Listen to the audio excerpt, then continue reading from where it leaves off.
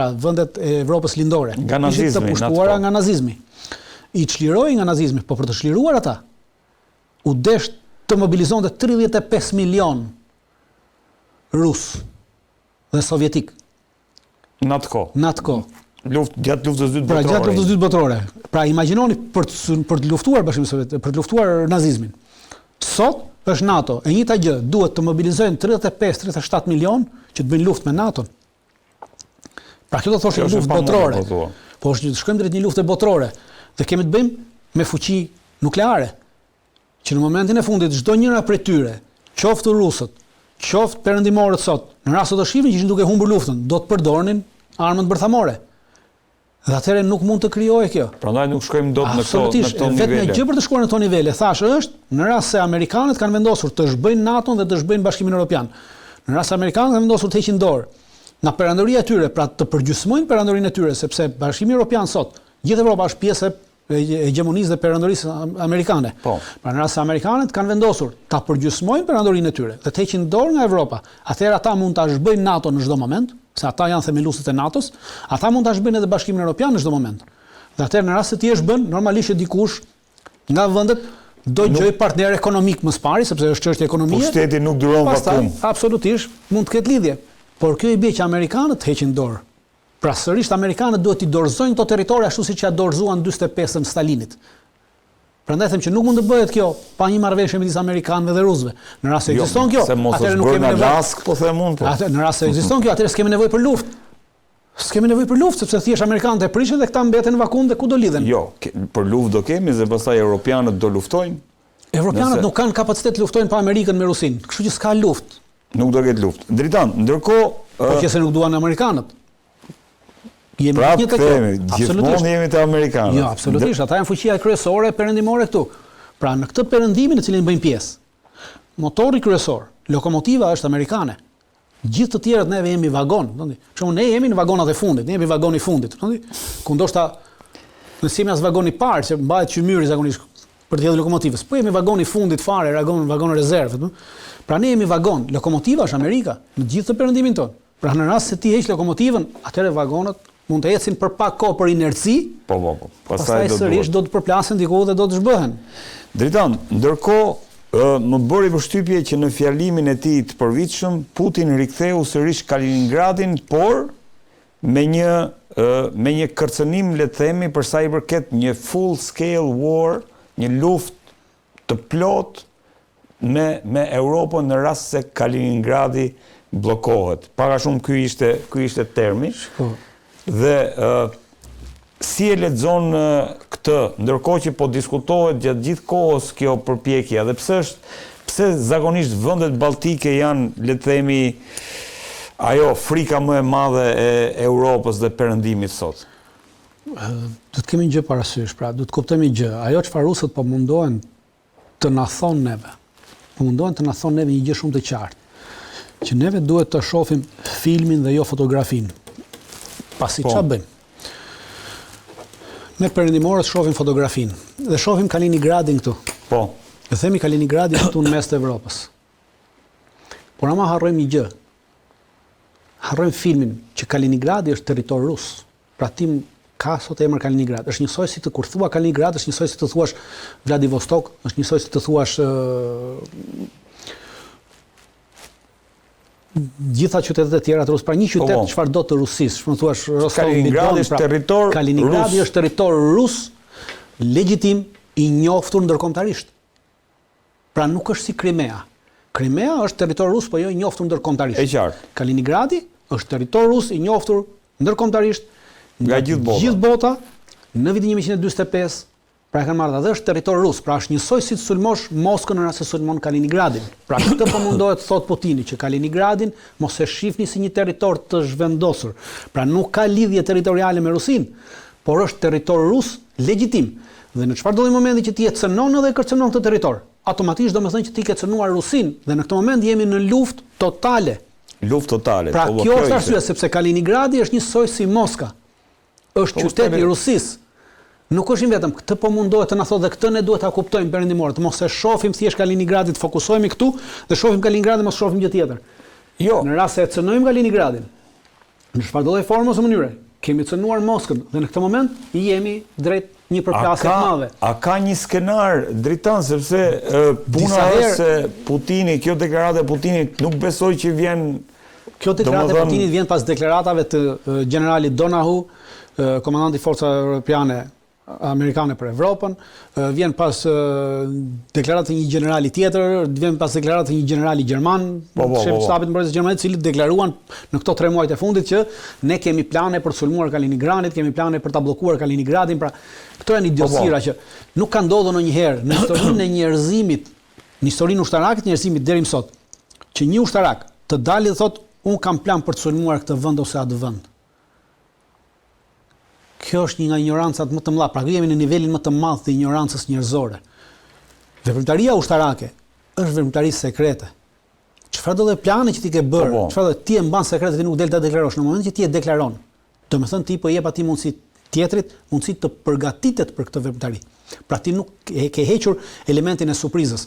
Në veprimtarinë ushtarake, elementi i parë i godit është surpriza. Pra në rast se ka humbur surpriza, ka humbur iniciativa strategjike, pra ti s'ke iniciativë, në moment që ti e ke vënë ndjeni ato se çfarë ke ti ndërmend bësh. Automatikisht ti e ke humbur iniciativën dhe iniciativa e ka kaluar atij. Dhe në këtë moment rusët kanë kapur iniciativën dhe po kërcënojnë. Ju provojeni, ne do ju sulmojmë. Pra jemi në luftë. Jemi në luftë totale. Pikërisht pra, kjo është sepse këta e kanë humbur iniciativën duke ia dhënë vet, duke dalë dhe deklaruar, biles generali Donahu dhe generali gjerman i jepnin edhe mënyra se si do ta bllokonin Kaliningradin. Pra po ta lexosh intervistën e tyre është për të vënë duart në kokë, mund thuash si vazhdojnë ta njerëz të jenë sot general akoma. Këta duhet ishin përzënë me shkelma nga zyrat e ushtrisë. Dhe duhet ishin hequr gradat e tyre. Asnjë ushtari nuk lejoi ta bëjë këtë. Sepse është nxjerrje, sepse derisa ti ke një plan, domethënë ti ke nxjerrë një sekret ushtarak.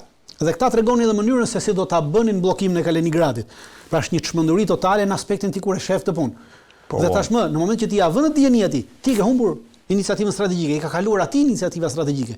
Dhe atë rusët kanë kapur iniciativën strategjike dhe po thonë që në momentin që ju e bllokoni, në momentin që ju e sulmoni, jemi në luftë totale. Pikë mbaroj, s'kemi çfarë diskutojmë më. Prandaj po them që këtë duhet kuptojmë, që Kaliningradi është territor rus, nuk është si Ukrainë, nuk është si Krimea. Pra mos na ngarojmë Kaliningradin me Krimean. Atëherë në një sekond mund të kemi një luftë nëse në rast se evropianët do të gabojnë, ti realizojnë ato plane që kanë deklaruar se i kanë. Atëherë po, ne do të hyjmë në një luftë, po kjo luftë nuk do të thotë se shiku është Rusia, shiku është Kaliningradi. Rusia mund të sjellë forca në Kaliningrad me anë të detit, por do të kemi një përzierje sepse vendet balltike, pse vendet balltike, sepse forcat që ruse që mund të vinë duhet vinë vetëm nëpërmjet detit balltik. Dhe nëpërmjet detit balltik i bie që Estonia, Lituania dhe Lituania të mundohen ta bllokojnë flotën ruse për të sjellë ndihma ushtarake në Kaliningrad. Dhe në momentin që të mundohen ta bllokojnë flotën ruse, atëherë Rusia do të sulmojë Estoninë, Lituaninë dhe Letonin, dhe këto vende Rusia nuk i ka përgjë sepse të treja këto vende së bashku kanë 15.000 forca në total. Kanë çuar edhe gjermanët 5.000 për 20.000 forca, kanë edhe amerikanët një 1.500 forca, pra në sasia e forcave që ekziston në këtë territor. Është aktualisht diku të rreth 12.000 forca. Ndërsa rusët kanë në Sevastopol kanë armatën e tretë, armatën e parë, nuk e mend, e cila ka në kapacitetin e saj 125.000 forca ushtarake. 125.000 forca në kufi me këto 3 vende. Me këto 2 vende. Dritan, po pse e përjashton skenarin e forcave e trupave ruse nga Rusia në Bielorusi, në Kaliningrad? Jo, nuk kalojnë dot sepse territori që është këtu, po tash. Atëherë, ky territori që rrjedh këtu, Kaliningradi, ka një kalim këtu ekziston një hekurrudhë e cila kalon nëpërmjet Letuanisë dhe kalon në Bielorusi. Dhe kjo hekurrudha është marrë vesh ndërkombëtarisht që nuk bllokohet hekurrudha që lëshon bien gjitha madhrat për Kaliningrad. Vin nga Rusia madhrat. E vetmja hekurrudha që kalon këtu, kurse gjithë pjesa tjetër e territorit. Komplet ky territori që vetë këtu është Polonia, kjo këtu poshtë. Poloni, Lituani, Bielorusi, pra gjithë ky territori këtu. Është një territori pa kalueshëm, se është territori quhet swap, pra është territori bërë nga shkëmbimi. Jo shkëmbimi. Gjithë ky territori këtu është territor me kënet. Është i gjithë kënet. Komplet ky territori, si në anën e Polonisë, si në anën e Lituanisë, është kënet. Është kënet dhe pyje kënetore. Pra thonë kënet dhe është e pamundur që ti të kalosh këtu me tanke, me trupa, pra është një kufi, është një si barrier që funksionon në këtë territor, edhe këtu, pra edhe kjo pjesa këtu që është edhe këtu pjesa e Polonisë, vetëm kjo pjesa këtej Polonia mund të kurse pjesa më e madhe që deri këtu është si kënetore. Është kënetore dhe është e pakalueshme, quhet Suwałki Gap. Pra, territori Suwałki është i gjithë ky territori këtu dhe është i pakalueshëm për trupat. Pra nuk mund të futesh ato mjete, nuk mund të futesh tanke, nuk mund të futesh blinda, nuk mund të futesh asgjë. Një njeri në këmbë mund të kalojë, por në këmbë është e pakalueshme në këmbë, sepse është kënet. Pra është e pamundur të kalojë. Për këtë arsye, por rusët do të reagojnë duke sjell trupa këtej dhe duke goditur me raketa dhe me aviacion këto vende, pra Poloni, Lituania në rast se ndodh, sepse nga Polonia dhe nga Lituania mund ndodhi sulmi. Nuk mund ndodhi nga asnjë vend tjetër. Unë nuk besoj që polakët do ta lejojnë. Dhe nëse këta përfshihen Rusia automatikisht do t'i godasi këto tre vende, pra Lituanin dhe Estonia do të përfshihen totalisht sepse do të kërkohet dhe Evropa do t'i kërkojë këtyre vende që të bllokojnë anijet ruse që kalojnë në detin Baltik. Dhe në rast se këto do tentojnë atëherë. Këto janë vendet NATO-s dritan? Këto janë vendet e NATO-s, por atëherë kemi deklaratë amerikane në rast se mbani mend kur erdhën në fillim kjo të administrat Trump, që tha që ne do ta shohim me vëmendje çdo lloj veprimi rus ndaj vendeve të NATO-s, pra në rast se nuk është provokim, ne do i mbështesim. Pra, por në moment që ti sulmon Kaliningradin, është provokim, po. Atëherë është provokim dhe Shtetet Bashkuara të Amerikës nuk e mbështesin këto vende të NATO-s, do mbeten vetëm në luftën me Rusinë. Dhe këto territore si Estonia, Letonia dhe Lituania do humbasin shumë. Pra mund të humbasin gjysmën e territorit tyre ti marrë Rusia, se nuk ka problem për ti marrë, sepse gjysma e popullatës është ruse në këto territori, është rusofolse. Dhe shkon Rusia nga cepi Azis atje te cepi. Bëhet akoma sot për sot është vendi më i madh me shtrirjen më të madhe botërore.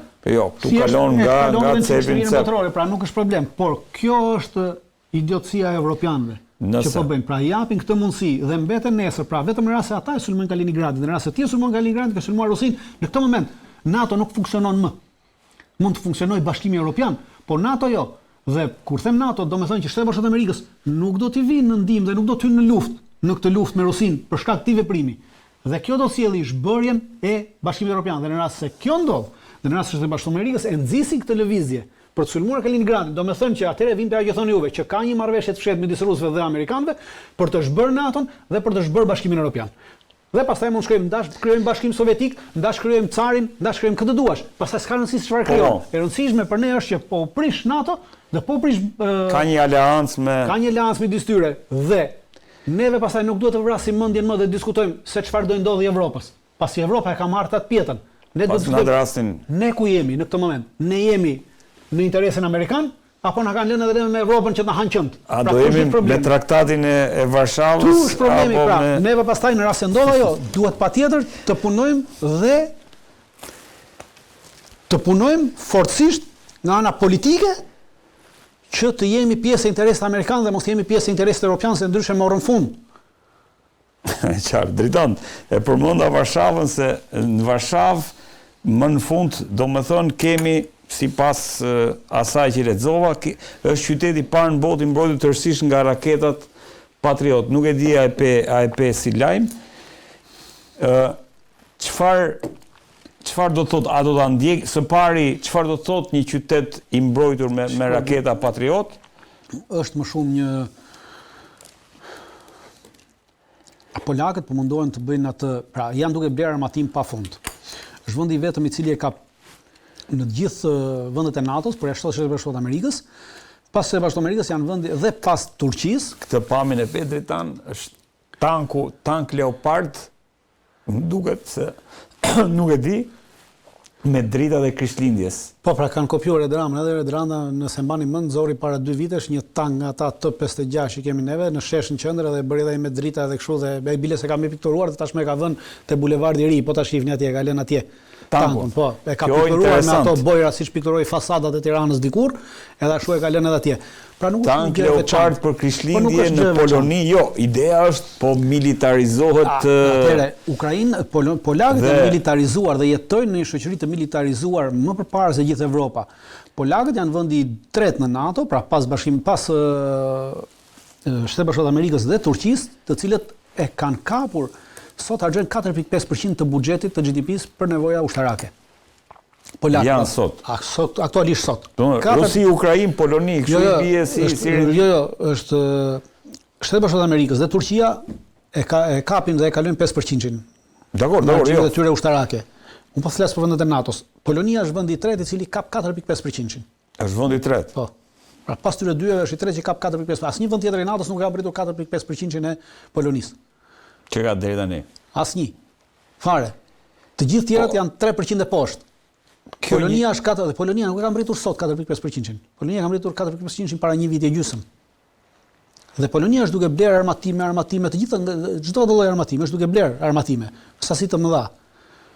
Dhe është duke u militarizuar Polonia. Pra ka një mentalitet tjetër të polakëve në krahasim me mentalitetin e evropian. Dhe polakët mendojnë atë që mendoni edhe juve. Polakët mendojnë se nesër do zhbëhet, Ukraina do zhbëhet. Dhe ata lusin që Ukraina të zhbëhet. Dhe polakët janë i vetmi vend. Dhe pas tyre dhe finlandezët, të cilët kanë çuar në Ukrainë, aktualisht sot, kanë njësi të tëra luftarake që luftojnë në frontin e Ukrainës. Polakët kanë atje rreth 2 batalione, që veprojnë si batalione më vete, janë shkuar si trupa gjoja mercenare, pra janë pjesëtarë të rregullt të ushtrisë polake, të cilët kanë firmosur një kontratë falso sikur kanë liruar nga ushtria polake, por veprojnë gjithë si batalion në Ukrainë. Dhe kanë bërë këtë për të marrë eksperiencë lufte. Dhe aktualisht në këto 4 vite luftë, them 4 vite sepse edhe për 2 muaj bën 4 vite luftë, polakët kanë 10.000 të vrarë në Ukrainë. 10.000 polak të vrarë janë në Ukrainë në këto 4 vite. Për shkak të marrjes së eksperiencë, pra kanë dhe para 8 muajsh shembullin e polakëve kanë ndjekur edhe finlandezët. Dhe Finlanda ka çuar 2.000 forca që luftojnë edhe ato më vete në Ukrainë. Luftojnë në frontin e Ukrainës për të marrë eksperiencë. Kanë çuar edhe francezët diku të rreth 600 forca. Por polakët janë kryesojnë në këtë aspekt. Dhe polakët e bëjnë këtë se kanë idenë që nesër, polakët prej fillimit kanë pasur idenë që Ukraina do zhbëhet. E kanë pasur idenë dhe kanë qenë prej fillimit të detajuar dhe kanë shprehur që rusët do ta marrin atë territor që kanë vendosur të marrin në Ukrainë. Dhe ata e kanë shprehur disa herë që në momentin që rusët marrin edhe Odesën, sepse polakët janë të bindur që rusët do ta marrin Odesën. Dhe ka pasur veprime së fundmi në Odesa që tregojnë që rusët po përgatiten për të marrë Odesën. Ka pas veprime ushtarake këtë javën e fundit. Ka pas veprime ushtarake. Po, ajo në drejtim tonë të gjitha godit kanë qenë në Odesa, se po dalin pak jashtë saj, në Odesa ka pasur. Jo, se e diskutuam herën e fundit dhe unë thash këtë javën që shkoi, pra këto 5 ditë të fundit. Forcat ruse kanë goditur me raketa dhe me dron. Porte kryesore në Odesa, portin e Izmailijes, portin e Odesa, portet tjera, dhe kanë goditur edhe urat kryesore. Sepse ka disa Odesa është një qytet i rrethuar nga këtej Dniepri andej Dnistria. Pra. Po.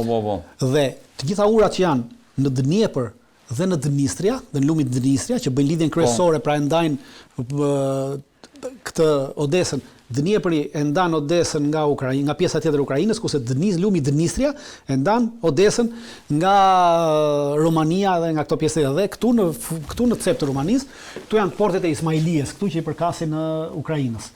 Dhe Odesa ashtu dhe çfarë kanë bërë? Të gjitha këto urat që lidhin, të gjitha urat që kalojnë në lumin Dnistër dhe urat që kalojnë në lumin Dniepër.